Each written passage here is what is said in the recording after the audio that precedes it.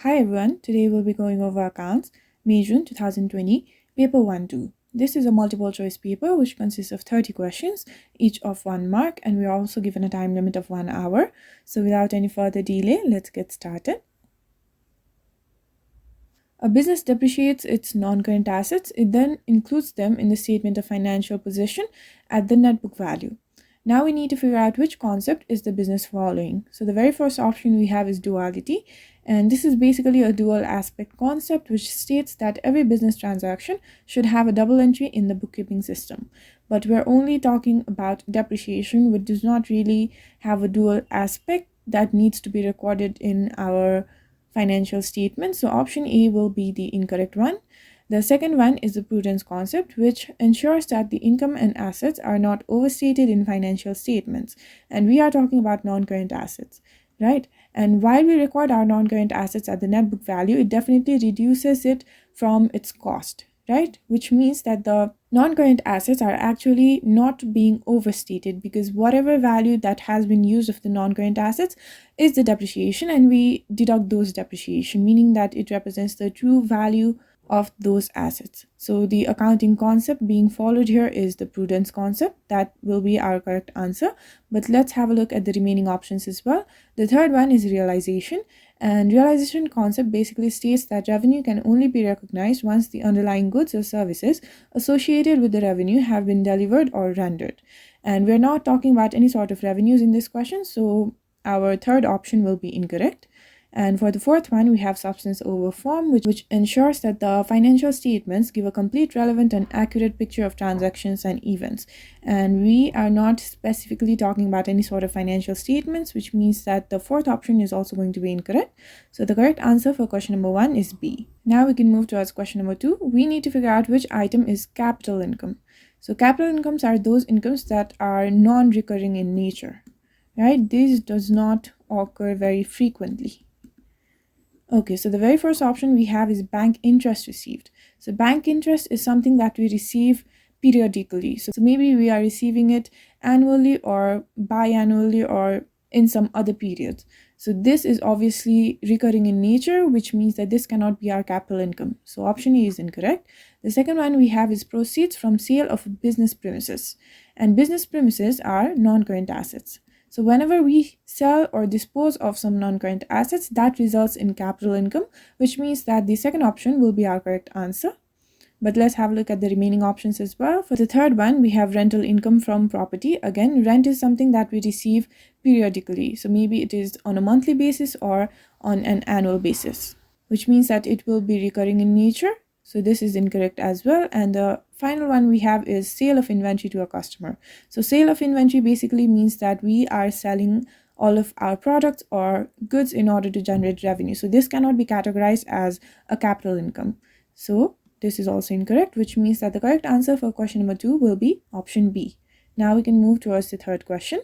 A company purchased a machine on 1st April 2017 for 25,000. So 25,000 is going to be the cost, and it was depreciated at 20% per annum using the straight line method. So while we depreciate any sort of non-current assets using the straight line method, we actually multiply our depreciation rate to the cost rather than the net book value for all of the years. So the depreciation is going to remain constant. Then a full year's depreciation is charged in the year of purchase, but none in the year of sale. On 30 June 2019, the machine was sold for 12,500. So this is the disposed value or our sale proceeds. Then the company year end is 31st December. Now we need to figure out what was the profit or loss on the disposal of the machine. Okay, so I'm going to create a timeline here. Okay, we were told that the company had purchased a machine on 1st April 2017, right? So this is the year 2017. And we were also told that a full year's depreciation is charged in the year of purchase, which means that we will be charging depreciation for the entire year of 2017. Then we used the machine for 2018, and on 30 June 2019, we sold the machine, right? And we were told that no depreciation should be charged in the year of sale, which means that for 2019 we will be charging no depreciation. So the only years in which the depreciation should be charged is 2017 and 2018. And we need to figure out the profit or loss on disposal. And in order to figure this out, we just need to compare our net book value to our sale proceeds, right? And in order to figure out the net book value, we require our accumulated depreciation. So let's start there. Now we already figured out that we will be charging depreciation for 2 years, 2017 and 2018. And we are told that the depreciation method being used is a straight line method, which means that our depreciation will be constant for each year. So we can easily charge the depreciation rate to our cost, which is given to be 25,000. So that's going to be 25,000 times the rate of depreciation, which is given to be 20%. So we can write it down as 0.20. And we are calculating the accumulated depreciation, which is just the sum of the depreciation for these 2 years. So we actually need to figure out the depreciation charge for 2 years. And this gives the depreciation charge for 1 year. So we can just multiply it by 2. Now our accumulated depreciation value is going to be 10,000. Okay, let's figure out the net book value. That is the difference between the cost and the accumulated depreciation. We have our cost to be 25,000 minus the accumulated depreciation of 10,000. And this gives our net book value to be 15,000. Now we just need to compare this value with our sales proceeds, which is given to be 12,500. So clearly the sales proceeds is lesser or lower than the net book value, which means that there is a loss, right? And this loss is going to be the difference between our net book value and the sale proceeds. So net book value, we just figured it out to be 15,000 and sale proceeds was given to be 12,500, which means that the loss on disposal now is 2,500. This is the answer that we're looking for and it is given in option C. That will be the correct answer. Now we can move towards question number 4. We need to figure out why do business charge depreciation on their non-current assets. Okay, we know that whenever we purchase our non-current assets, we do not actually represent those costs as the expense in that particular year, because non-current assets are those assets that will be used for a longer period of time, right? So it may be used for 5 years. So while using it for 5 years, it is essential to divide the cost while purchasing those non-current assets over these 5 years, right? And in order to divide this, we actually term this division as the depreciation. And the depreciation is being charged each year for the estimated useful life of those non-current assets, right? So the main reason for businesses to charge depreciation on their non-current assets is to spread the cost of those assets over their estimated useful life. This is the answer that we are looking for. So for option A, we are given to ensure that the sufficient cash is available to replace the assets. This is an incorrect answer. The second one is to show the realizable value of the assets in the statement of financial position. So the students might get confused because we actually record the value for the non-current assets after deducting the depreciation in our statement of financial position, right? But the key word here is the realizable value. We actually record it in our statement of financial position at its net book value and not the net realizable value. So this is incorrect as well. The third option is to spread the cost of the assets over their estimated useful life, which is the answer we're looking for. So the correct answer is going to be option C. And the fourth is to show the assets must be replaced. This is again incorrect. Okay, now we can move towards question number 5. A trader's trial balance did not agree at the end of the financial period and a suspense account was opened. Then the following errors were discovered. Now we just need to figure out which errors would affect the suspense account. Okay, let's have a look at our first error. No entry had been made in the books of account for a purchase of inventory. So we actually omitted to enter this transaction in our books of accounts, which means that this is an error of omission which is not reflected in the trial balance, due to which this would not affect our suspense account, right? So we do not need to include error 1. Now we can move towards error 2. Purchase of a vehicle by check had been credited to bank but debited to motor expenses. Okay, so purchase of a vehicle is also an expense, right? Because we are essentially bringing in a vehicle by giving out some sort of cash. And it is debited to motor expenses, which is again an expense account. So what this means is that the treatment of the amount involved in this transaction is being done correctly, but under a wrong heading or wrong account. And this is an error of commission, which is again not reflected in our trial balance, due to which it would not affect the suspense account. So we do not need to include error 2. Then we have the discount received of 300, which had been correctly recorded in the purchase ledger control account and was debited to discount allowed account. Okay, this is an error because we are talking about discount received. So this amount of 300 should have been included in the discount received account and not the discount allowed account. And this error would be reflected in the trial balance total, due to which it would also affect the suspense account. So error 3 needs to be included. Then the fourth error is that the purchases account for the year had been incorrectly totaled. Again, this is an error which will be reflected by the trial balance, due to which it would affect our suspense account. Okay, so the errors that we are looking for is 3 and 4, and this is given in option D. That is the correct answer. Now we can move towards question number 6. The following financial information is available for a business where given the draft profit for the year and the closing capital, then the following error had been discovered. Private fuel costs of 1,930 had been charged in the business motor expenses account.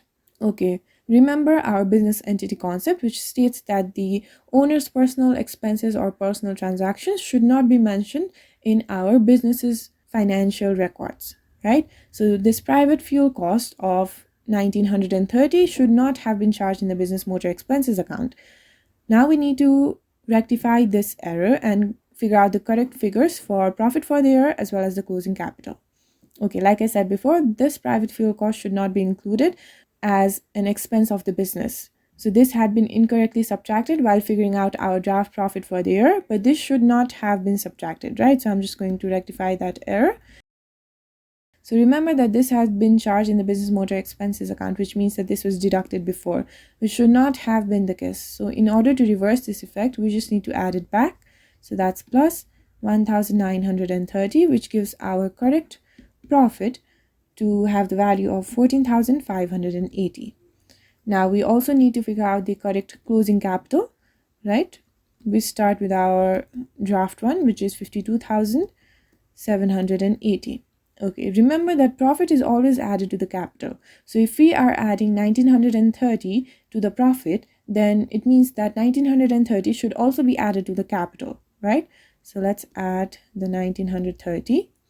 Okay, but remember that we are paying for the private fuel cost. And if the owner is using the business's resources in order to fulfill his private needs, then that would be recorded as a drawing, right? And drawings are something that needs to be subtracted from the capital, which means that we also need to subtract the very same amount of 1930 as our drawings.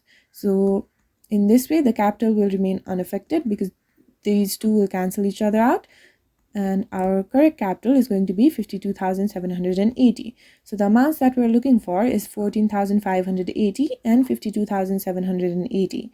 And this is given in option C. So that would be our correct answer for question number 6. Now we can move towards question number 7.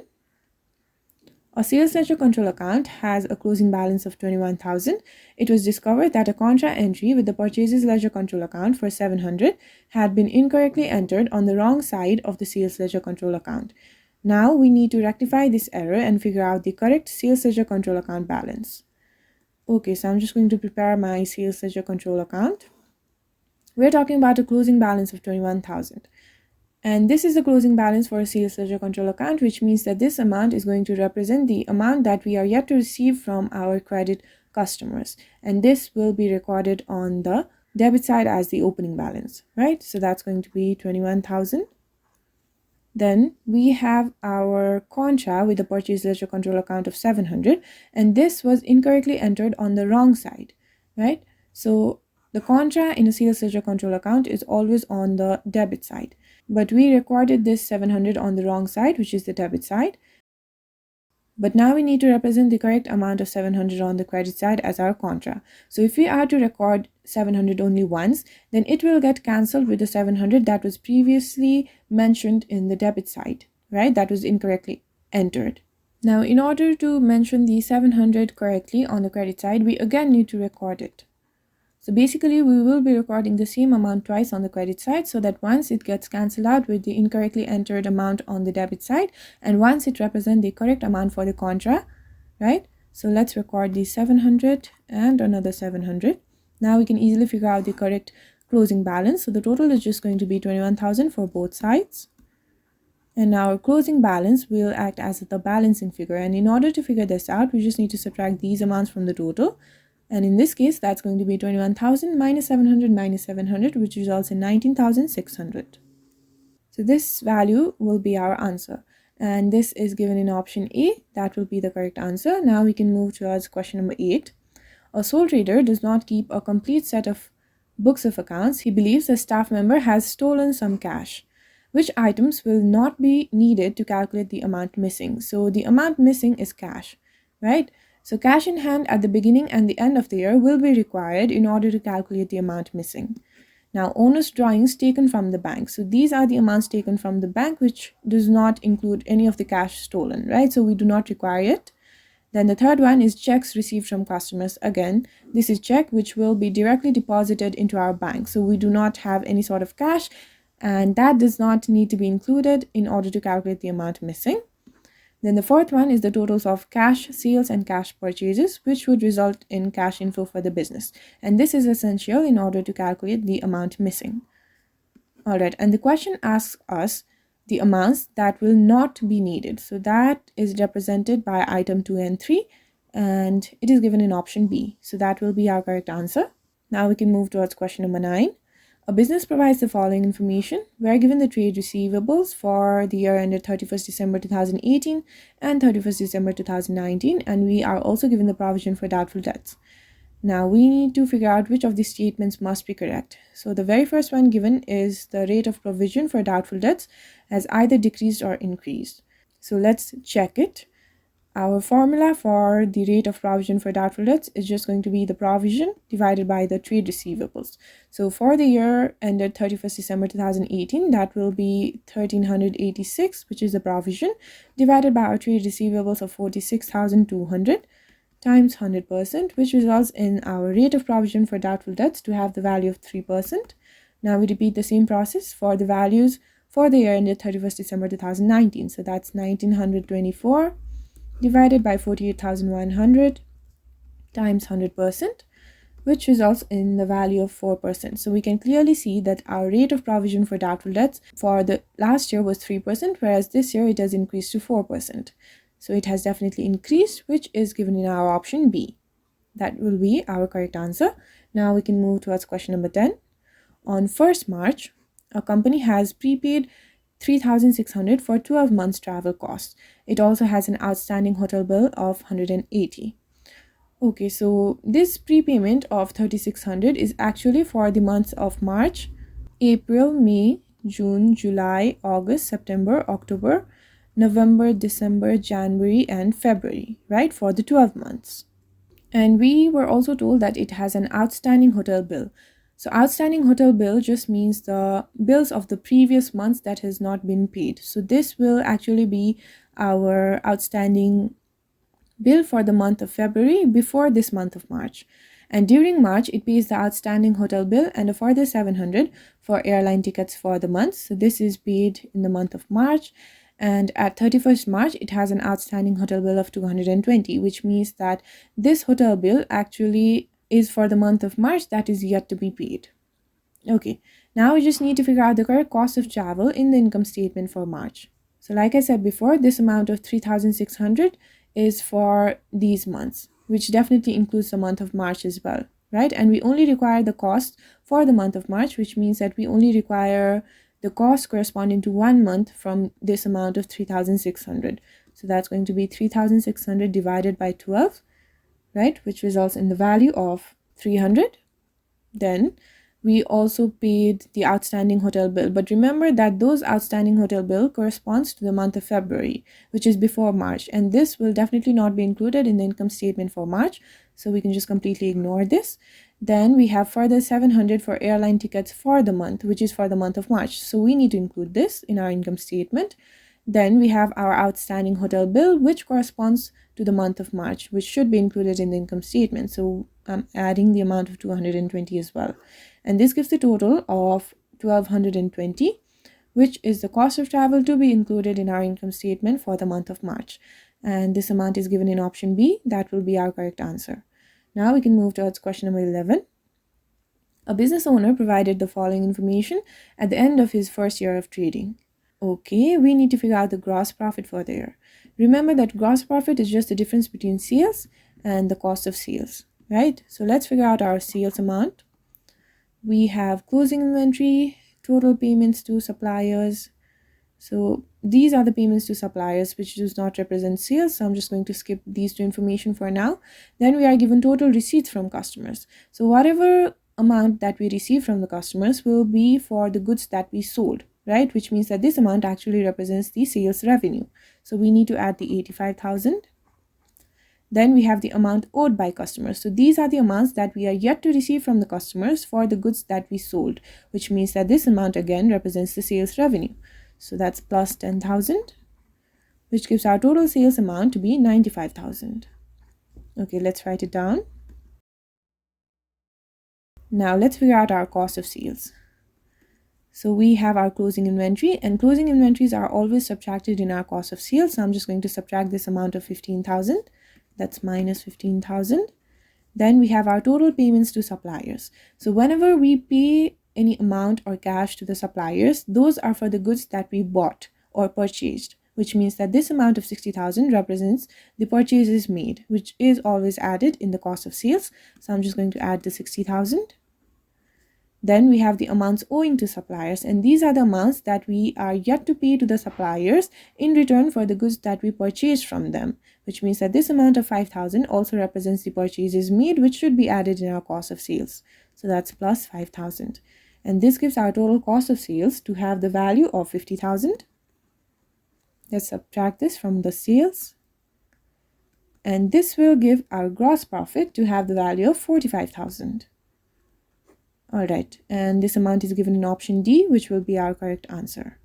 Now we can move towards question number 12. How should interest charged on a partner's drawings account be treated? So interest charged on a partner's drawings account is always recorded in our appropriation account, which is given in option A and option C. Now the problem here is to figure out whether those interest charged will be credited or debited. Okay, so these are the interest charged on partners' drawings, which means that the partners will be the one paying these interests to our partnership, right? So partnership basically gains money by charging interest on the partners' drawings, which means that there is an income being made for the partnership, and those incomes should always be credited, which is given in option A. That will be our correct answer. Now we can move towards question number 13. X, Y, and Z were in partnership, sharing profits equally. When Z retired from the business, the assets were revalued and goodwill was also valued but was not retained in the books of accounts. Now we need to figure out which statement about Z's retirement is correct. So the very first one is that only X and Y's capital accounts will be adjusted for the revaluation. This is incorrect because Z was also an existing partner which decided to retire, right? Which means that the revaluation adjustment should also be made on Z's capital accounts. Then the second one is that only X and Y's capital accounts will be adjusted for goodwill. Again, like I said before, Z was an existing partner who decided to retire, which means that his capital account should also be adjusted for goodwill. So option B is incorrect. The third one is that the balance on Z's current account will form part of a retirement settlement. This is true because the current account balance is always added to the capital account balance for any retiring partner, right? And the fourth option we have is that Z may only be paid in cash for her share on retirement. This is the keyword may, which means that this might be true and this might be false. So this is definitely not the statement which is correct. So the correct option for question number 13 is still going to be option C. Now we can move towards question number 14. L and M are in partnership, sharing profits and losses in the ratio 3:2. And they have the following current account balances. So we're given the current account balance at the opening date as well as the closing date. Then the balances at 31st March 2020 are after taking into account the following, which is the interest on drawings, interest on capital, and drawings. Now we need to figure out the residual profit to be shared between L and M for the year ended 31st March 2020. Okay, in order to figure out the residual profit, I will first be figuring out the individual share of profits for the partners L and M by drawing up their current accounts.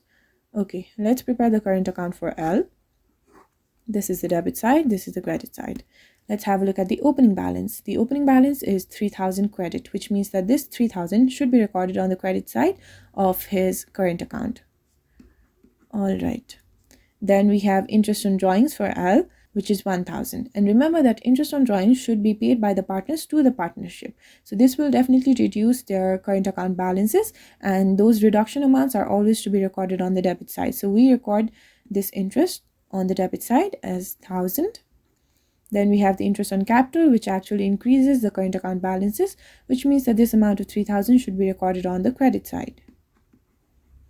Alright, then we have drawings, which is again something that the partners need to pay back to the partnership, which means that this will reduce their current account balance as well. So this is to be recorded on the debit side. Then we have the closing balance of 14,200 again on the credit side, which means that as the opening balance, this amount will be on the credit side, but as the closing balance, this amount should be written down in the debit side. So that's going to be 14,200. Okay, and we know that profits are always recorded on the credit side. So profit here will be our balancing figure. Now, let's figure out the total of the debit side. That's 1000 plus 10,000 plus 14,200, which results in 25,200. Now, in order to figure out the balancing figure, we just need to subtract these amounts from the total. That's 25,200 minus 3,000 minus 3,000, which results in the profit to be 19,200. Okay, so this is the share of residual profit for partner L. Now we repeat the same process for partner M. This is the current account. And we have our opening balance to be 4,500 on the debit side, which means that this is the amount to be recorded on the debit side of M's current account. So this is the credit, sorry. So that's 4,500. Then we have the interest on drawings, which reduces his current account balance. So this is to be recorded on the debit side. That's 1,500.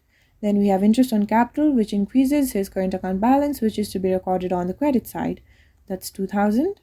Then we have the drawings of 15,000, which reduces his current account balance. So this should be recorded on the debit side. Alright, then the closing balance is 6,200 on the debit side. But remember that this amount is to be written down on the debit side as the opening balance, but as the closing balance, this will be recorded on the opposite side, which is the credit side. So that's going to be 6,200. And our profits are always recorded on the credit side. So that's P, which will act as our balancing figure. Now let's figure out the total of the debit side. That will be 4,500 plus 1,500 plus 15,000, which results in 21,000. Now, in order to figure out the balancing figure, we just need to subtract these amounts from the total. And that's 21,000 minus 2,000 minus 6,200, which results in 12,800. Okay, now let's figure out the total residual profit. That will be the sum of the share of profits for both partners. So for L, that's 19,200. Plus for M, we just figured it out to be 12,800. And this gives our total residual profit to have the value of 32,000. Okay, and this amount is given in option D. That will be the correct answer. Now, there is a way to check whether our solution is right or not, because we are given the profit and loss sharing ratio of 3:1. And we have our total residual profit to be 32,000. So let's figure out the share of profit for L. That will be 3 parts out of 5 parts from the total value, right? So that's 32,000 times 3 by 5, which results in the value of 19,200, which is the amount that we figured out from our current account, right? Which means that our answer is in fact correct. Now we can move towards question number 15. How is unpaid debenture interest recorded in the financial statements of a company at the year end? So we are yet to pay those debenture interests, which means that this will be categorized as our current liabilities, right? So the very first statement given is that a current liability in the statement of financial position, which is true. The second one is a non-current liability. This is incorrect because this is just the interest and not the entire debenture. So this is definitely a current liability and not a non-current one. Now the third one is an expense in the income statement. So remember that this is the unpaid debenture interest for this particular year, right? Which means that these are the debenture interests for this year which have not been paid. And these need to be included in our income statement as an expense. So the third statement is true. And the fourth one is an item in the statement of changes in equity. That is incorrect because debenture interest is not mentioned in the statement of changes in equity at all. So the only correct ones are 1 and 3, which is given in our option A. That will be our correct answer. Now we can move towards question number 16. On 1st December 2019, a company's statement of financial position included the following. So we are given the opening balances for ordinary share, share premium, and retained earnings. Then on 15 December, we paid an ordinary share interim dividend of 0.15 per share, and on 23rd December, we made a bonus issue of 25,000 ordinary shares. Okay, reserves were kept in their most flexible form, and we need to figure out the balances on the revenue reserves and the capital reserves accounts after these transactions. Okay, so I am just going to prepare the statement of changes in equity. So this is our ordinary share, this is the share premium, and then we have the retained earnings. And we need to figure out the balances on the revenue reserves and capital reserves. So remember here that our share premium is the capital reserve, whereas our retained earnings is the revenue reserve. So we just need to figure out the total for our share premium column and the retained earnings column. Okay, let's start with our opening balances. So for ordinary share, that's 2,500,000. For share premium, we have 850,000. And for retained earnings, that's 710,000. Okay, so the very first information is that we paid an ordinary share interim dividend of 0.15 per share. Now, in order to figure out the total dividend, we first require the total number of shares, right? So let's figure out the number of ordinary shares, and this is just going to be the value divided by the nominal rate, right? And we have the total value to be 2,500,000, and we are given the nominal rate to be 5. So we just divide it. And this gives our number of ordinary shares to be 500,000. Okay, now let's figure out the total dividend. That is just going to be the rate per share, which is 0.15, times the total number of ordinary shares, which is 500,000. And this gives the total dividend value to be 75,000. And dividend is something that we need to pay to our shareholders, which means that this will reduce the retained earnings value. So we just need to subtract the 75,000 from the retained earnings column. Alright, then the second transaction is that we made a bonus issue of 25,000 ordinary shares. And we're talking about bonus shares, which means that they are only issued at the par value or the nominal rate, which is $5. So let's figure out the total bonus share value. That's going to be the number of bonus shares issued times our nominal rate, which is 5. And this results in the amount of 125,000. Okay, so this value definitely increases the ordinary share. So that's going to be 125,000. But remember that bonus shares should be funded from our reserves itself. And we can see that our very first reserve is the share premium one, which has a value of 850,000. So this can definitely sustain the amount of 125,000. So this just means that we take 125,000 from the share premium and add it to our ordinary shares. Alright, this concludes all of our transactions. So let's figure out the total for share premium and our retained earnings column. For share premium, that's going to be 850,000 minus 125,000, which results in 725,000. And for retained earnings, that's 710,000 minus 75,000, which results in 635,000. So our revenue reserves total is 635,000, whereas the capital reserves total is 725,000. Let's look for these values. And that is given in option C. This will be our correct answer. Now we can move towards question number 17. A business sells goods at a uniform markup of 25%, and we are given the following information. We just need to figure out our closing inventory.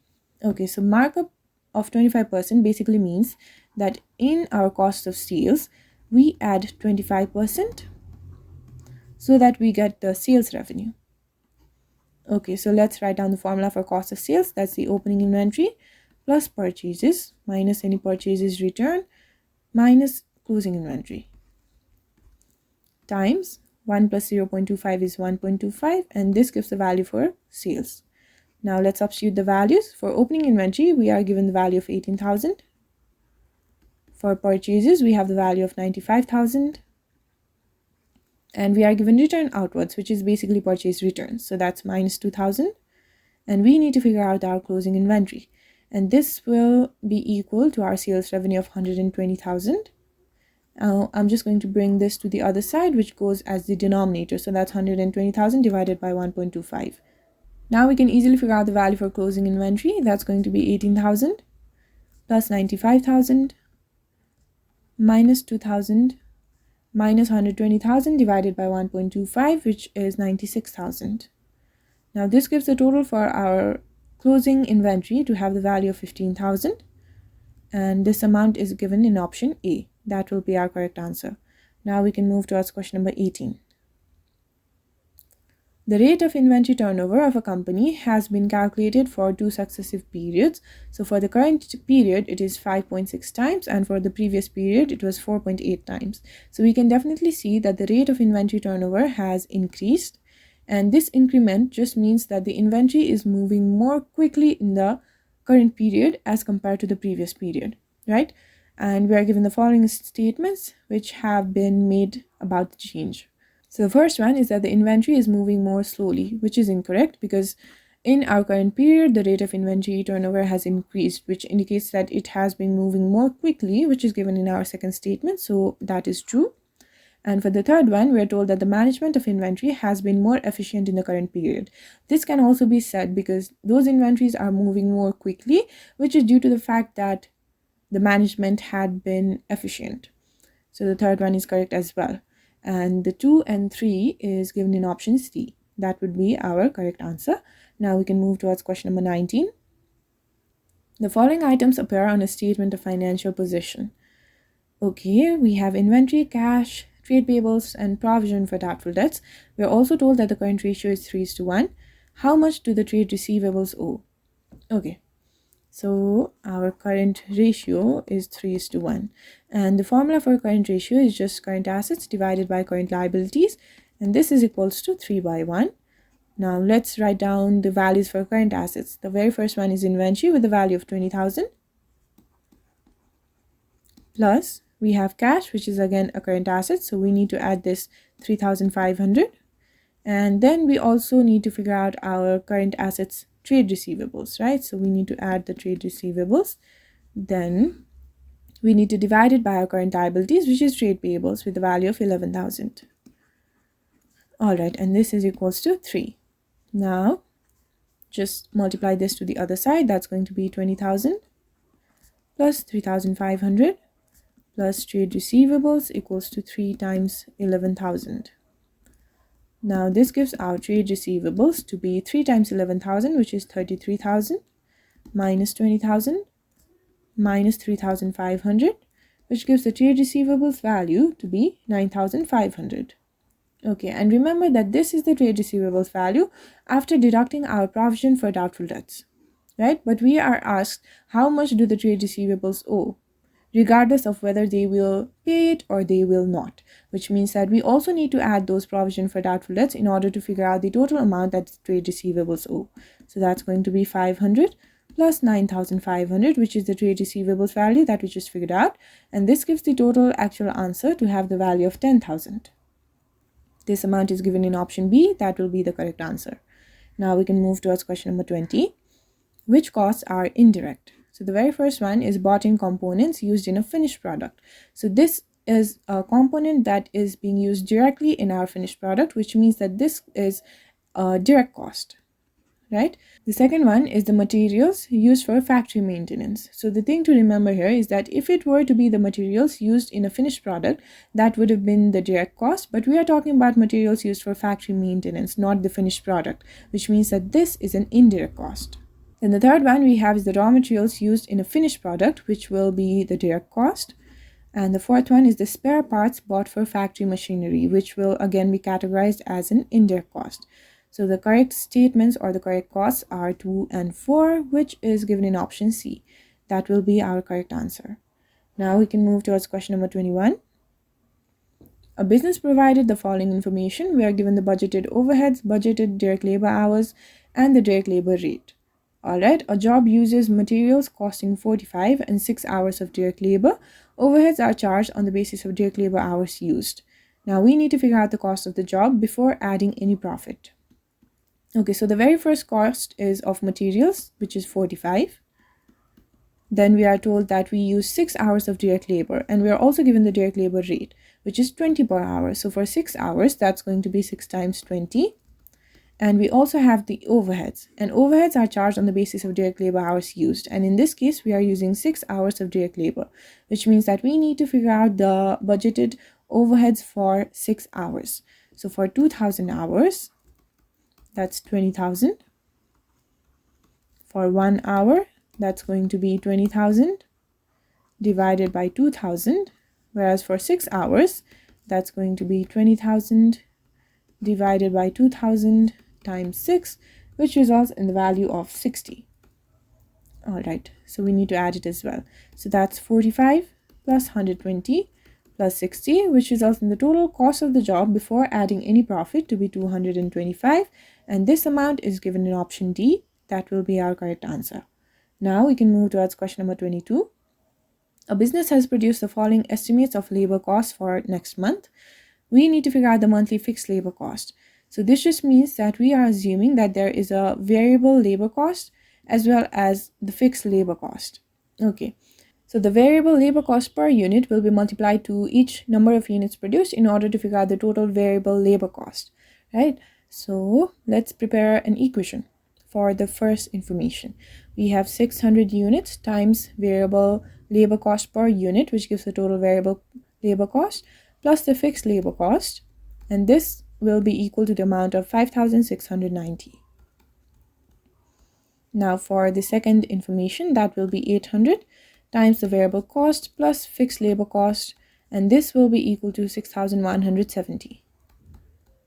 Now we have two variables and two equations, so we can easily solve it. I'm just going to subtract the second equation from the first one, and that's going to be 600V minus 800V, which is minus 200V. This cancels each other out, and this will be equal to 5,690 minus 6,170, which results in negative 480. So our variable labor cost per unit is minus 480 divided by minus 200. So these negative cancel each other out, and that gives our variable labor cost per unit to be 2.40.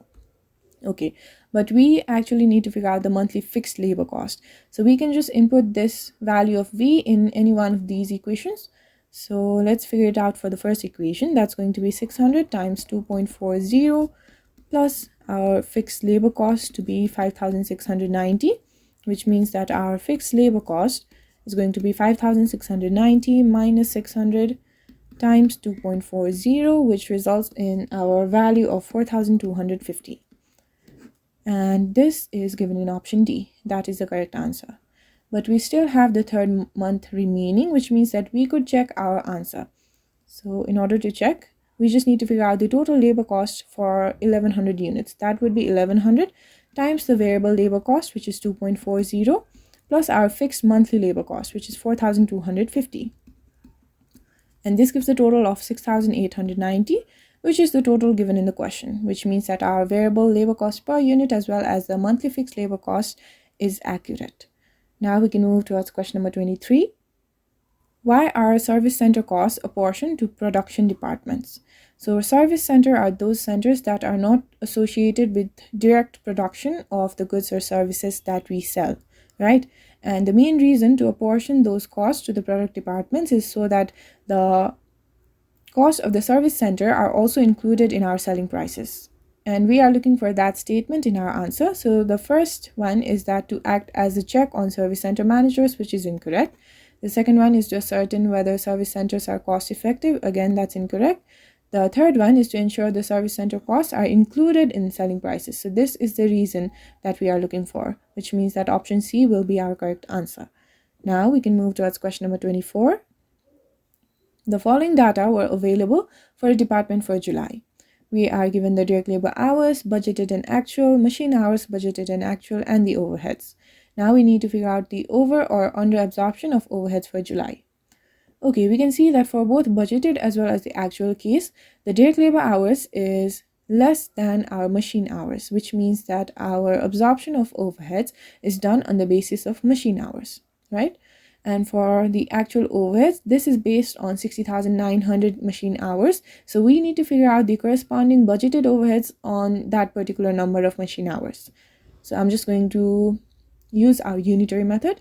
For 60,000 hours, we have the budgeted overheads to be 480,000. For 1 hour, that will be 480,000 divided by 60,000. And we require the overheads for 60,900 hours, right? So for 60,900 hours, the overheads will be 480,000 divided by 60,000 times 60,900. So this gives the budgeted overheads that we require to be 487,200. But we can see that our actual overheads is 499,200, which means that the actual overheads is greater than our budgeted overheads. And this results in our under absorption, right? So under absorption. Now, in order to figure out the amount, we just need to find out the difference between the actual overheads and the budgeted one. So that's going to be 499,200 minus 487,200, which results in the value of 12,000. So our correct answer is 12,000 under absorbed, which is given in option D. Now we can move towards question number 25. We need to figure out which statements about marginal costing are correct.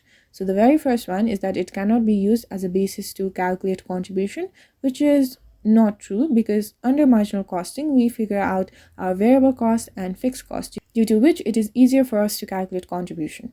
So statement 1 is incorrect. Then it is useful for decision making. That is absolutely true. And the third one is that it recognizes the importance of fixed costs. Okay, this is not actually correct, regardless of the fact that we can actually categorize the cost as variable and fixed under marginal costing. We cannot really say that it recognizes the importance of fixed costs. So our third statement is also incorrect, which means that the correct statement is only 2, which is given in option C. That will be our correct answer. Now we can move towards question number 26. A company with fixed cost of 50,000 and a contribution to sales ratio of 40% makes a profit of 30,000. Now we just need to figure out the total costs. Alright, so we know that contribution minus fixed cost is equal to profit, right? We do not have any contribution, but we have our fixed cost of 50,000. And we are given that the profit was 30,000. Which means that our contribution now is going to be 30,000 plus 50,000, which results in 80,000. Okay. Now we are also given the contribution to sales ratio, right? Let's use this. So contribution by sales times 100% is equal to 40%. We already have the value for contribution. That's 80,000 divided by sales times 100 equals to 40, because these percentages cancel each other out, right? So our sales value is just going to be 80,000 times 100 divided by 40, which results in the total sales revenue to have the value of 200,000. Alright, now we just need to figure out the total cost. So sales can be categorized into two factors. So the first one is profit, and the remaining values are the cost. We already have that the profit is 30,000. We know that the sales value is 200,000.